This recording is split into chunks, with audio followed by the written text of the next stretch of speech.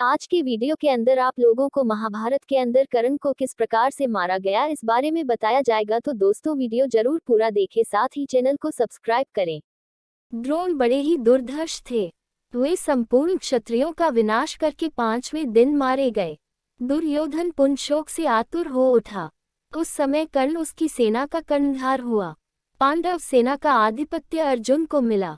कर्ण और अर्जुन में भांति भांति के अस्त्र शस्त्रों की मार काट से युक्त महाभयानक युद्ध हुआ, जो देवासुर संग्राम को भी मात करने वाला था।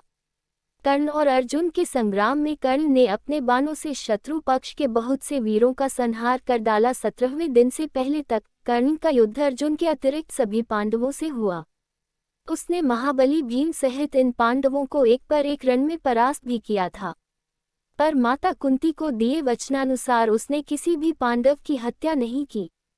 17वें दिन के युद्ध में आखिरकार वह घड़ी आ ही गई जब कर्ण और अर्जुन आमने सामने आ गए। इस शानदार संग्राम में दोनों ही बराबर थे। कर्ण को उसके गुरु परशुराम द्वारा विजय नामक धनुष भेद स्वरूप दिया गया था, जिसका प्रतिरूप स्वयं विश्वकर्मा ने बनाया था। दुर्योधन के निवेदन पर पांडवों के मामा शल्य कर्ण के सारथी बनने के लिए तैयार हुए। दरअसल अर्जुन के सारथी स्वयं श्री कृष्ण थे और कर्ण किसी भी मामले में अर्जुन से कम ना हो, इसके लिए शल्य से सारथी बनने का निवेदन किया गया, क्योंकि उनके अंदर वे सभी गुण थे जो एक योग्य सारथी में होने चाहिए। रण के दौरान अर्जुन के बाण कर्ण के रथ पर लगे और उसका रथ कई गज पीछे खिसक गया।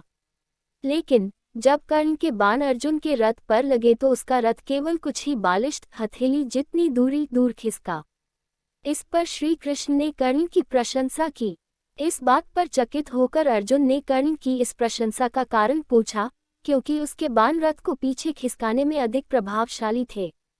तब कृष्ण ने कहा कि कर्ण के रथ पर केवल कर्ण और शल्य का भार है, लेकिन अर्जुन के रथ पर तो स्वयं वे और हनुमान विराजमान हैं, और तब भी कर्ण ने उनके रथ को कुछ बालिश्त पीछे खिसका दिया।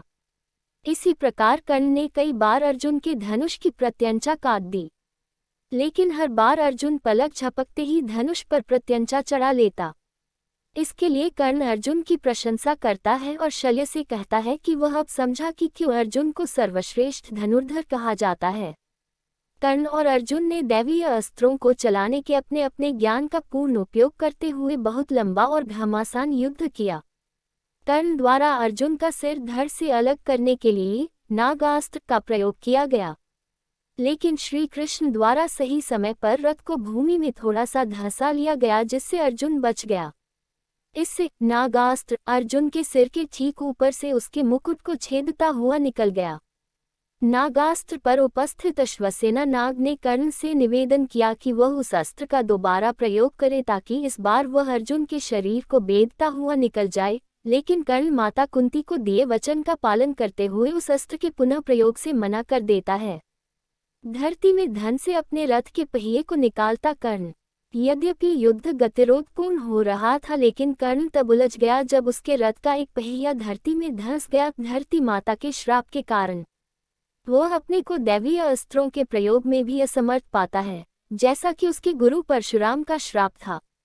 तब कर्ण अपने रथ के पहिए को निकालने के लिए नीचे उतरता है और अर्जुन से निवेदन करता है कि वह युद्ध के नियमों का पालन करते हुए कुछ देर के लिए उस पर बाण चलाना बंद कर दे।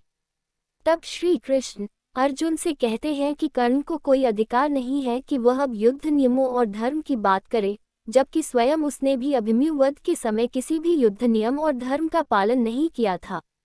उन्होंने आगे कहा कि तब उसका धर्म कहाँ गया था जब उसने दिव्य जन्मा द्रौपदी को पूरी कुरु राजसभा के समक्ष वैश्या कहा था। द्यूत क्रीड़ा भवन में उसका धर्म कहाँ गया था। इसलिए अब उसे कोई अधिकार नहीं कि वह किसी धर्म या युद्ध नियम की बात करे। और उन्होंने अर्जुन से कहा कि अभी कर्ण असहाय है, ब्राह्मण का श्राप फलीभूत हुआ, इसलिए वह उसका वध करे। श्री कृष्ण कहते हैं कि यदि अर्जुन ने इस निर्णायक मोड़ पर अभी कर्ण को नहीं मारा तो संभवतः पांडव उसे कभी भी नहीं मार सकेंगे और यह युद्ध कभी भी नहीं जीता जा सकेगा। तब अर्जुन ने एक दैवीय अस्त्र का उपयोग करते हुए कर्ण का सिर धड़ से अलग कर दिया। कर्ण के शरीर के भूमि पर गिरने के बाद एक ज्योति कर्ण के शरीर से निकली और सूर्य में समाहित हो गई। तब श्री कृष्ण अर्जुन से कहते हैं कि कर्ण को कोई अधिकार नहीं है कि वह अब युद्ध नियमों और धर्म की बात करे, जबकि स्वयं उसने भी अभिमन्यु वध के समय किसी भी युद्ध नियम और धर्म का पालन नहीं किया था। उन्होंने आगे कहा कि तब उसका धर्म कहाँ गया था जब उसने दिव्य जन्मा द्रौपदी को पूरी कुरु राजसभा के समक्ष वैश्या कहा था। द्यूत क्रीड़ा भवन में उसका धर्म कहाँ गया था। इसलिए अब उसे कोई अधिकार नहीं कि वह किसी धर्म या युद्ध नियम की बात करे। और उन्होंने अर्जुन से कहा कि अभी कर्ण असहाय है, ब्राह्मण का श्राप फलीभूत हुआ, इसलिए वह उसका वध करे। श्री कृष्ण कहते हैं कि यदि अर्जुन ने इस निर्णायक मोड़ पर अभी कर्ण को नहीं मारा तो संभवतः पांडव उसे कभी भी नहीं मार सकेंगे और यह युद्ध कभी भी नहीं जीता जा सकेगा। तब अर्जुन ने एक दैवीय अस्त्र का उपयोग करते हुए कर्ण का सिर धड़ से अलग कर दिया। कर्ण के शरीर के भूमि पर गिरने के बाद एक ज्योति कर्ण के शरीर से निकली और सूर्य में समाहित हो गई।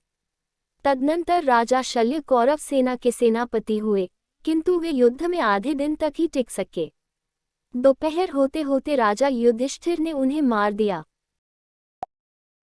तो दोस्तों, कैसा लगा आपको हमारा वीडियो? आशा करते हैं सभी को पसंद आया होगा। अगर पसंद आया तो हमारे वीडियो को लाइक करें, शेयर करें, साथ ही चैनल को सब्सक्राइब जरूर करें।